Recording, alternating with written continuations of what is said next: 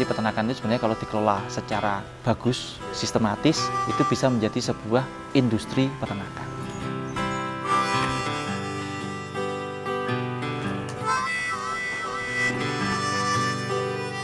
Jadi itu pola pikir itu harus dirubah. Saya tidak berani Pak Dokter keluar dari zona nyaman, nanti masuknya ke zona yang tidak nyaman. Lah itu ini harus dirubah ininya. Kalau saya, mohon maaf, keluar dari zona nyaman menuju zona yang lebih nyaman. Kalau saya sudah lama di zona yang lebih nyaman, saya masih akan keluar lagi menuju ke zona yang sangat nyaman. Kalau di dunia peternakan, kalau ingin sukses, ingin menjadi besar, rubahlah pola pikir kalian. Tapi kebanyakan orang kalau ingin sukses, yang dirubah adalah pola.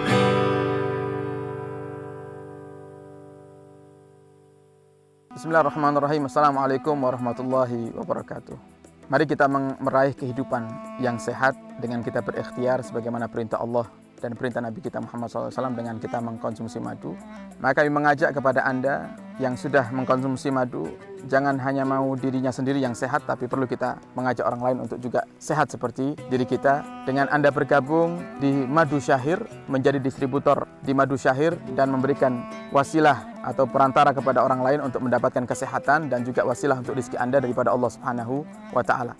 Anda yang ingin bergabung, Anda bisa langsung mendaftarkan diri di link yang ada di bawah video ini, dan semoga kita juga dimudahkan untuk bisa hidup sehat dan menebarkan kebaikan dan manfaat agar orang lain juga bisa hidup sehat dengan kita bergabung di Madu Syahir. Sekian dari kami, wassalamualaikum warahmatullahi wabarakatuh.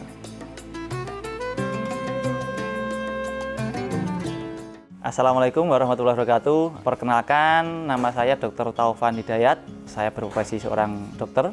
Setiap harinya saya tinggal di rumah saya Jalan Tambangan nomor 13 RT 1 RW 5 Desa Ngadiluwih, Kecamatan Ngadiluwih, Kabupaten Kediri, Jawa Timur. Untuk aktivitas sehari-hari saya berprofesi sebagai seorang dokter umum di salah satu rumah sakit di Kabupaten Kediri. Dokter kok mau peternak ya? Itu mungkin kalau saya hitung itu pertanyaan ke sekian ribu gitu yang tanya ke saya, baik itu lewat WA, telepon, datang lagi sendiri ke sini, hanya bertanya untuk itu. Jadi kenapa saya mau peternak artinya ya? Itu saya selain tadi saya berangkat dari hobi, saya ingin membangun dunia peternakan. Bahwasanya notabene saya yang seorang dokter yang setiap harinya berkutat dengan pasien, dengan sesuatu yang bersih-bersih, ya kan, wangi, ya kan, itu kok mau ternak. Nah itu saya ingin membuktikan bahwasanya ternak itu walaupun aromanya tidak wangi, tetapi cuannya wangi. Terus yang kedua yang ingin saya buktikan lagi bahwasanya ternak itu tidak memandang latar belakang profesi kita. Kalau mau beternak pantas-pantas saja. Saya yang seorang dokter pun ternak itu cukup bergengsi untuk seorang dokter. Gitu. Jadi jangan ragu. Terus yang terakhir yang ingin saya sampaikan ke generasi muda, mari para generasi muda, mungkin yang saat ini masih galau, masih belum mendapatkan pekerjaan atau punya pekerjaan tapi masih belum settle, jangan ragu untuk beternak. Insya Allah masa depannya cerah. Karena apa? Negara kita mayoritas muslim terbesar. Otomatis market kita kan bagus. Market kita kan gede. Orang berkorban sampai hari kiamat pun masih berkorban, iya kan? Yang kedua, negara kita agraris, subur. Berarti apa? Bahan pakan melimpah. Sehingga kan kita bisa menekan kos produksi. Kos produksinya murah, produknya kita jual harga bagus, ya kan profit. Nah, kenapa kita ragu? Itu maksudnya. Jadi para pemuda jangan ragu, jangan menunggu tua untuk beternak. Sedini mungkin, mumpung kita masih muda, kita masih kuat, jaringan kita masih luas, ayo beternak. Beternak itu menyenangkan, beternak itu menguntungkan. Terus itu Pak, memutuskan resign. Wah, ini kok tahu saya resign? Ini bocoran dari mana ini? Ini kok tahu ini saya resign? Dari DNS. Oke. Itu sebenarnya ya pergolakan batin, hanya batin saya dan batin keluarga dan batin istri saya. Jadi kenapa kok saya memutuskan resign? Arti saya tidak beranggapan bahwasanya ASN itu tidak menjanjikan. Enggak, ASN itu bisa menjanjikan, bagus. Jadi saya sampaikan bahwa profesi apapun, ketika kerja dimanapun, selama kita kerjanya ikhlas, kita kerja sungguh-sungguh, ya itu bagus, ya kan. Tapi kenapa saat itu saya harus memutuskan ASN? Karena ya memang hidup itu pilihan ya. Jadi saat itu saya harus memilih. Seandainya saya tetap di ASN, pasti saya sudah dituntut ada jam kerja yang harus masuk jam sekian, pulang jam sekian. Nah, sedangkan di sisi lain, saya lagi getol-getolnya ingin mengembangkan peternakan. Dan itu tidak mungkin bisa saya sambil bekerja, ya, harus saya seriusi. Ya, sehingga saya harus memilih. Saya keluar dari ASN, saya kembangkan peternakan saya, sampai cita-cita saya adalah go internasional untuk ekspor, atau berpuas diri hanya dengan ternak yang sudah berjalan dan saya fokus kerja. Ya bismillah, akhirnya saya memilih untuk resign seperti itu. Yaitu pun ya proses resign pun juga tidak mudah. Kita dirayu lagi supaya tidak resign dan sebagainya itu. Dulu resign dari mana itu Pak? Puskesmas, saya dulu dapat angkatan di salah satu puskesmas di Kabupaten Kediri.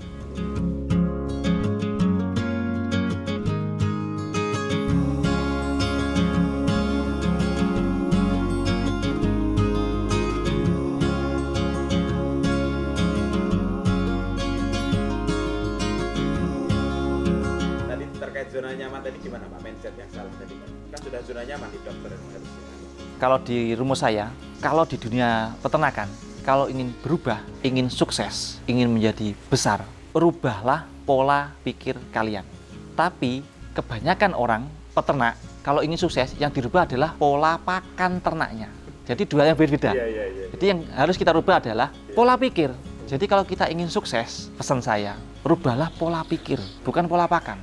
Akan beda jauh. Contohnya gini, kalau yang kita rubah pola pakan, yang awalnya mungkin orang-orang dulu pakannya rumput, sekarang merasa peternak milenial, pakannya pakan kering, konsentrat. Nah itu kan namanya cuma merubah pola pakan, tapi ternaknya ya gitu-gitu aja toh. Tapi kalau kita merubah pola pikir, kita bisa menjadi besar.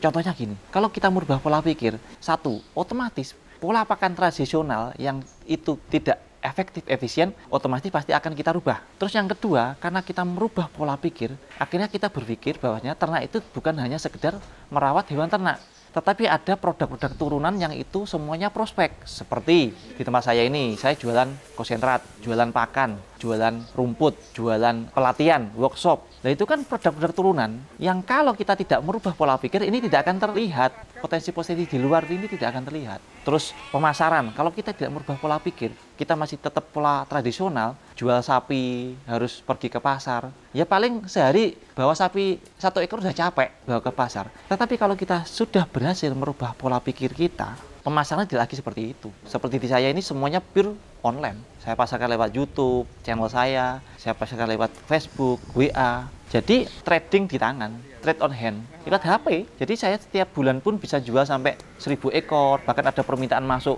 sampai 9.000 ekor saat ini, itu pun hanya dari HP. Nah itu kalau kita merubah pola pikir. Jadi pola saya seperti itu. Jadi pola pikir kita harus dirubah. Jangan mempersempit potensi kita. Pola pikir harus dirubah dulu, baru kita nanti siap untuk menjadi besar. Kalau pola pikir kita tidak dirubah, mungkin kalau berpikir zona nyaman, satunya pasti zona tidak nyaman. Ya, nah, itu berarti pola pikirnya belum dirubah. Ya kan? Kalau saya, mohon maaf, keluar dari zona nyaman menuju zona yang lebih nyaman. Kalau saya sudah lama di zona yang lebih nyaman, saya masih akan keluar lagi menuju ke zona yang sangat nyaman. Jadi itu pola pikir itu harus dirubah. Kalau kita pikir, aduh, saya tidak berani Pak Dokter keluar dari zona nyaman, nanti masuknya ke zona yang tidak nyaman. Lah itu ini harus dirubah ininya. Jangan takut keluar dari zona nyaman. Karena apa? Di sebelah itu zona yang lebih nyaman. Di sebelahnya lagi sangat nyaman. Mungkin di sebelahnya lagi zona amat sangat nyaman sekali. Ya gitu. Jadi itu yang kita harus terus belajar sepanjang hidup seperti itu. Jadi jangan takut. Kapan saat tepat untuk keluar dari zona nyaman dan menuju ke lebih nyaman? Oke, berarti sudah merubah pola pikir ini. Jadi gini, kapan kita memutuskan ya? Itu di saat kita yakin terhadap apa yang akan kita kerjakan berikutnya. Jadi itu diri kita sendiri yang bisa menilai sejauh mana keyakinan kita. Ya sama halnya seperti kita mau melamar calon istri kita lah. Kalau kita belum benar-benar yakin bahwasanya nanti lamaran akan diterima, kan pasti kita akan berani melangkah lebih jauh. Iya nggak? Tapi kalau kita sudah yakin, lakukan saat itu. Sama halnya ternak. Resign menjadi pegawai, terus beralih profesi menjadi usaha apa, ternak, pertanian, atau perdagangan, atau apapun. Selama Bapak belum yakin, jangan kerjakan. Kalau sudah yakin, tinggal PR-nya adalah bagaimana cara membuat diri kita menjadi yakin. Itu banyak cara, banyak metode menjadi kita yakin. Misal, kalau supaya lebih cepat yakin untuk resign dan beralih ke ternak, mungkin salah satunya silakan main ke tempat saya. Nanti kita curhat-curhatan, kita nanti cerita. Nanti akan saya yakinkan. Akan saya kasih virus peternakan. Itu salah satunya kita berkunjung ke mungkin yang menurut kita mentor atau menurut kita yang lebih pengalaman. Kita ke sana. mana. Akhirnya itu akan membuat kita yakin. Atau mungkin mau yang ikut workshop saya setiap bulan mengadakan workshop pelatihan peternakan. Silakan gabung ke workshop kami. Nanti mungkin di workshop itu akan terbuka pikirannya, wawasannya menjadi bertambah, dan semakin yakin untuk memulai dunia yang baru, melangkah ke dunia peternakan. Dari kecil, lebih tepatnya saya suka hobi berjualan ternak. Pertama kali kenal jualan hewan ternak itu ke SD kelas 4. SD kelas 4 itu saya sudah menjadi pedagang paling kecil di Ngadiluwih. Itu saya jualan ayam, kelinci, burung merpati. Itu di pasar Ngadiluwih, saya pedagang paling kecil. SMP itu saya pindah profesi menjadi jual beli burung kicau.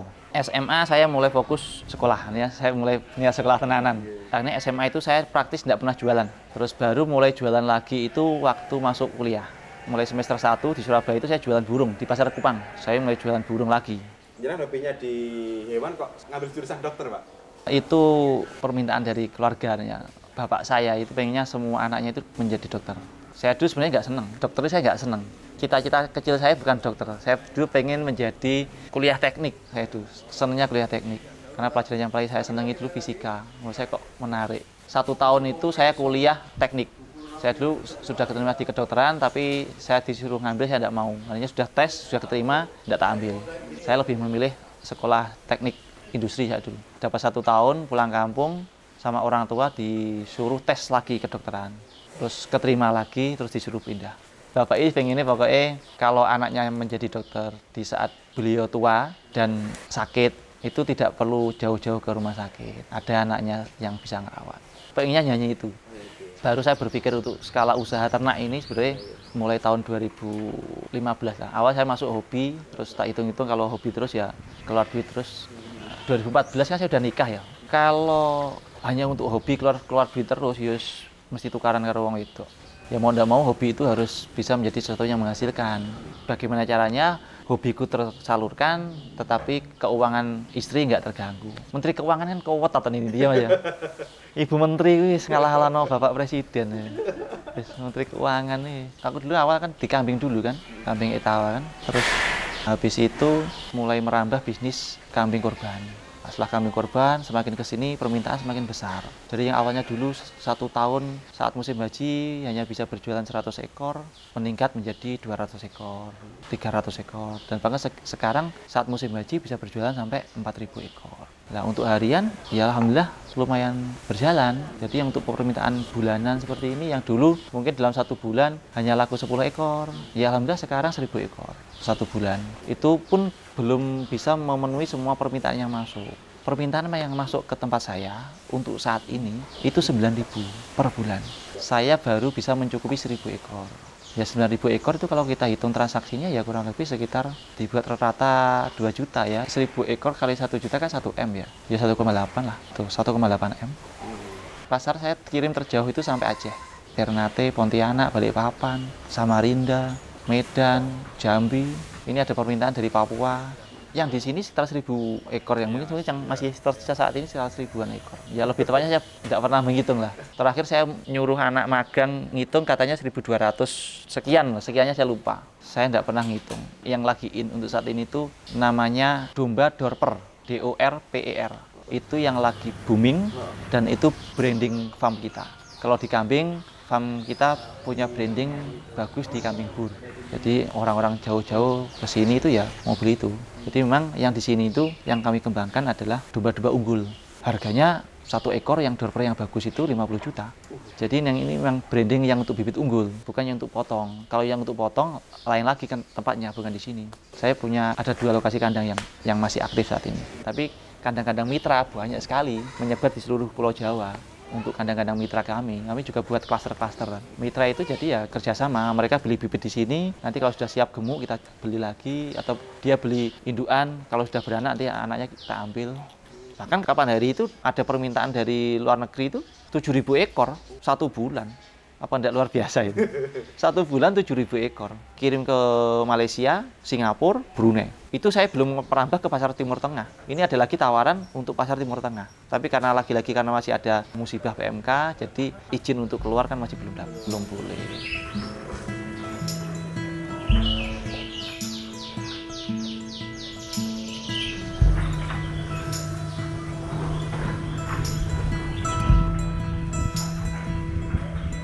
Jadi peternakan itu sebenarnya kalau dikelola secara bagus, sistematis, itu bisa menjadi sebuah industri peternakan.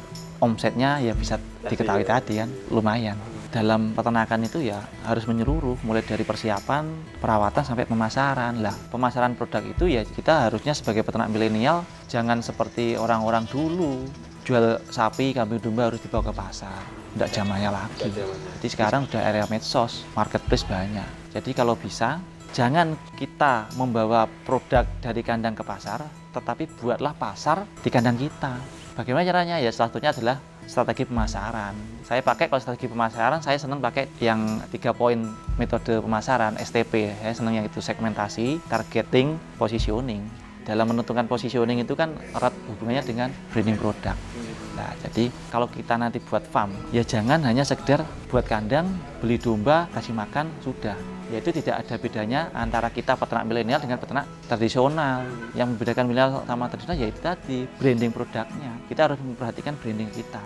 Farm kita bagus, branding kita cukup dikenal, ya otomatis kita tidak perlu repot-repot berjualan, mereka yang akan datang. Jadi di dalam farm, branding itu menjadi kata kunci untuk manajemen pemasaran. Kalau branding kita sudah bagus, misalnya di tempat saya branding sudah berjalan. Orang dari Papua datang ke sini hanya ingin sekedar beli domba dari saya. Karena apa? Karena sudah brandingnya bagus. Kalau beli door-door dari tempatnya Pak Dokter itu pasti bibit unggul. Walaupun sampai sini terkadang hanya sekedar pengen ketemu saya, foto-foto, foto kandangnya diupload. Mereka sudah bangga karena brandingnya sudah dapat. Kata kunci dalam dunia peternakan itu ada 3 P. P yang pertama adalah persiapan, P yang kedua adalah perawatan, P yang ketiga adalah pemasaran. Persiapan itu apa yang perlu disiapkan? 1. Persiapan pakan ternaknya. 2. Persiapan kandangnya. 3. Persiapan isi kandangnya. Biasanya pemula datang ke tempat saya kan bingung, mau ternak kambing apa domba. Ya itu pasti akan saya tanya balik. 1. Bapak ternak ini untuk hobi atau untuk usaha? Untuk usaha Pak Dokter, kalau untuk usaha itu harus kita ada analisa dulu, kita analisa pasarnya. Peternak yang datang ke saya kalau dia masih kosongan, belum mempunyai gambaran, saya minta untuk membuat SWOT, analisa SWOT. Jadi buat SWOT, strength-nya apa? Iya, weakness-nya apa? Opportunity-nya apa? Ancamannya apa? Saya buatkan dulu. Nah, setelah dari SWOT itu, barulah nanti kita keluar analisisnya. Oh, oke, ternyata dari ini yang paling cocok di daerah Bapak adalah kambing. Tidak bisa lantas, oh kambing, oh domba, tidak bisa gitu. Kalau itu untuk usaha, kalau itu untuk hobi ya dikembalikan ke masing-masing. Jadi saya ingin merubah mindset para pemuda lah khususnya yang selama ini enggan beternak atau melihat dunia ternak itu dunia yang kotor, menjijikan lah ya, tidak profitable, tidak elit hanya. Nah itu mau saya rubah mindsetnya. Sebenarnya ternak itu sebenarnya asik. Di situ banyak ilmu, di situ banyak keberkahan, dan kalau mau kita aplikasikan apa-apa pengetahuan kita atau manajemen, tata kelola, keilmuan kita yang itu sudah lazim dilaksanakan di dunia industri atau bisnis-bisnisnya lain, ditarik ke dunia peternakan, itu akan keren. Kalau kita berpikir skala industri atau berpikir ke arah industri ya otomatis ternak kita bukan ternak yang kaleng-kaleng, artinya memang siap untuk menjadi besar. Kalau kita tidak berpikir seperti itu, mungkin ya 1 tahun laku 5 ekor, 10 ekor sudah senang, sudah puas. Kalau saya tidak setuju, harusnya laku 10 ekor itu ya minimal 1 hari. Kalau bisa 1 bulan laku 10.000 ekor. Itu kalau kita berarti berpikir besar. Perawatan itu saya bagi dua tahap, yaitu perawatan dikala sehat dan perawatan dikala sakit. Nah, seringnya para peternak itu terlena, perawatan di saat sehat ini tidak diperhatikan. Ya seperti hanya kita lah manusia ya kan. Kan kita juga butuh dirawat saat sehat. Kita juga butuh vitamin, suplemen, makanan bergizi. Terkadang itu yang orang terlena. Jadi mereka berpikir pokoknya lah sakitnya baru diobati. Tidak seperti itu. Sehingga kalau itu terjadi ya banyak kerugian. Tahu-tahu sakit udah parah nggak bisa diobati. Ya itu tadi lah, tindakan pencegahan itu lebih baik daripada mengobati, ya kan? Kalau di dunia medis kan mungkin kan preventif itu lebih baik daripada kuratif. Jadi pencegahan itu jauh lebih baik.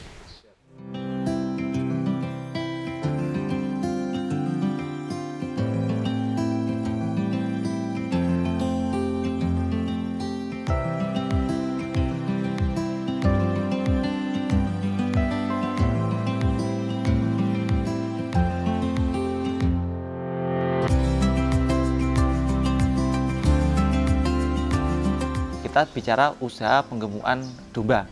Saya beli domba kurus berat 20 kilo dengan harga per kilonya 75.000. berarti harga belinya 1,5 juta. Saya rawat selama 2 bulan dengan biaya perawatan 300.000. Setelah 2 bulan saya timbang lagi, bobotnya menjadi 30 kilo. Berarti saya jual 75.000 lagi kali 30, mendapat uang 2.250.000. Modal awal tadi berapa? 1,5. Biaya pakan 300, berarti 1,8, ya kan? 22,5 dikurangi 1,8, berarti profitnya 450. Profit kita adalah 450.000 dari 1 ekor. Dari modal yang 1,8 juta. Kalau di persentase, ya kan, kita untungnya 450.000. Berarti 2 bulan aja kita berarti sudah untung 25%. Cukup menarik kan? 2 bulan 25%. Setahun ada 12 bulan. Berarti kita 1 tahun itu sudah bisa produk penggemukan 6 kali panen. Ya betul nggak? 25% kali 6. Itu cukup layak untuk dijalankan. Di awal sempat saya singgung ya, peternakan itu harus punya branding lah, branding produk. Ya kelihatan mungkin bagi orang awam sedikit aneh ya, kok ternak wedhus branding panganan opo. Tidak seperti itu. Jadi kenapa saya memutuskan Dorper? Itu salah satu menunjang branding saya. Branding saya adalah saya ingin mengembangkan domba potong unggul yang ada di Indonesia. Kalau kita bicara domba potong unggul, untuk saat ini yang bagus adalah domba Dorper. Itu saya ambil dari Australia. Saya kembangkan di sini, saya silangkan dengan domba-domba lokal. Nah, kenapa saya pilih Dorper? Memang Dorper itu peruntukannya dari Australia pun memang untuk domba potong. Karena dia adaptasinya bagus, makannya rakus, cepat gemuk, dagingnya enak. Jadi kenapa saya putuskan breeding domba Dorper. Yang mana itu nanti kedepannya dengan kebutuhan daging domba semakin meningkat, domba Dorper menjadi salah satu alternatif solusi untuk mengatasi hal tersebut. Manajemennya kalau untuk saat ini, kalau dalam hal pemasaran masih saya handle sendiri. Tetapi kalau dalam hal administrasi, keuangan, saya dibantu nyonya. Nyonya saya dulu dosen di Surabaya, di UNER. Saya minta resign juga sama seperti saya.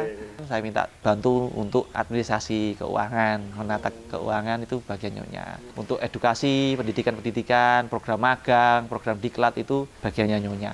Kalau yang bagian perawatan, bagian distribusi ternak itu ada sendiri juga. Kami itu ada 4 divisi. Yang satu namanya BFK Academy, itu yang membawahi divisi pendidikan, edukasi. Ada yang namanya BFK Partner, itu yang membawahi kemitraan. Ada lagi yang namanya BFK Feed. BFK Feed itu pakan. Jadi kita melayani penjualan pakan ternak namanya, rumput, konsentra dan sebagainya itu masuk di unit BFK Feed. Yang terakhir adalah BFK Trade, itu untuk perdagangan. Jadi yang menghandle seluruh jual beli, transaksi jual beli, kirim ke pengusaha akeko, kirim ke warung sate, terus kebutuhan hari raya kurban, terus kebutuhan untuk permintaan proyek-proyek pengadaan oleh dinas, itu masuk ke unit BFK Trade.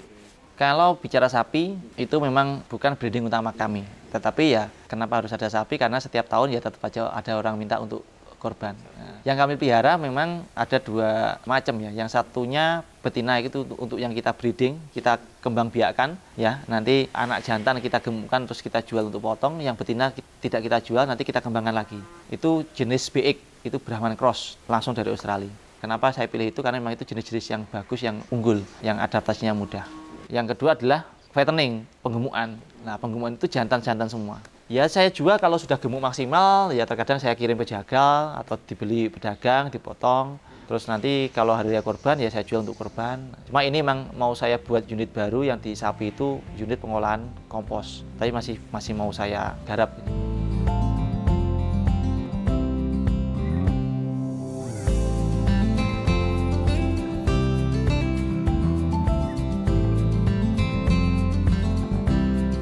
Pesan penting sekali itu yang saya ingat sekali sampai sekarang dari almarhum orang tua saya. Apapun yang kita kerjakan harus kita belajar dengan sungguh-sungguh. Maka kesuksesan akan datang sendiri. Kalau setengah-setengah tidak akan jadi. Makanya di ternak pun saya totalitas. Rugi banyak.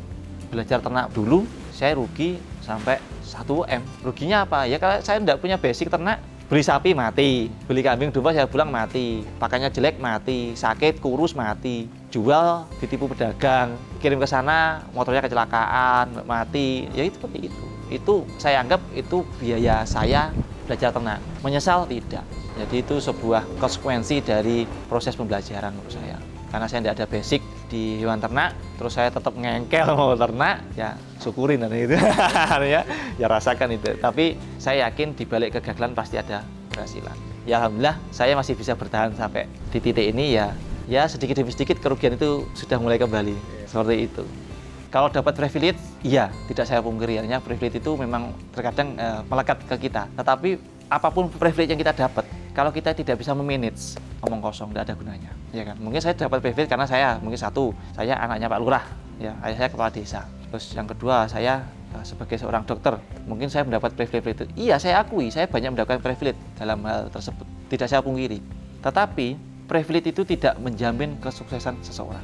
Banyak contohnya lah, ya kan? Anaknya pengusaha sukses, anaknya gubernur kah, atau menteri kah, atau bupati kah, atau pejabat itu, ya tidak semuanya anaknya bisa sukses kan? Padahal dia juga mendapatkan privilege yang luar biasa. Jadi privilege itu bukan kunci masuk atau kunci utama untuk menjadi sukses, enggak. Tapi privilege itu kalau kita bisa memanage dengan bagus, itu menunjang atau mempercepat kesuksesan kita atau mempermudah usaha kita. Tetapi itu bukan yang utama. Yang utama tetap dari diri kita sendiri, bukan privilege-nya tadi. Bayangkan, saya mulai ternak 2010, saya baru lulus kuliah. Duit dari mana? Ya kan? Ya tabungan, ya tidak banyak. Ya saya mulai sedikit demi sedikit. Jadi jangan terus berpikir saya langsung skala besar. Ya sedikit demi sedikit, semuanya berproses. Siapapun berhak menjadi sukses. Tidak orang miskin, tidak orang kaya. Yang membuat sukses diri kita sendiri. Yang bisa saya sampaikan bagi rekan-rekan semua, sahabat-sahabat saya, penonton dimanapun berada. Jadi pesan saya, jangan takut gagal. Kalau Anda takut gagal, berarti Anda takut akan sukses. Karena di balik kegagalan pasti ada kesuksesan. Itu pesan saya. Terima kasih atas perhatiannya, atas atensinya. Apabila ada kurang lebihnya saya mohon maaf. Saya masih proses belajar. Semua proses belajar, saya tidak ada tujuan untuk apapun, hanya untuk memberikan wawasan, memberikan wacana, mengedukasi. Syukur-syukur bisa bermanfaat bagi penonton semua.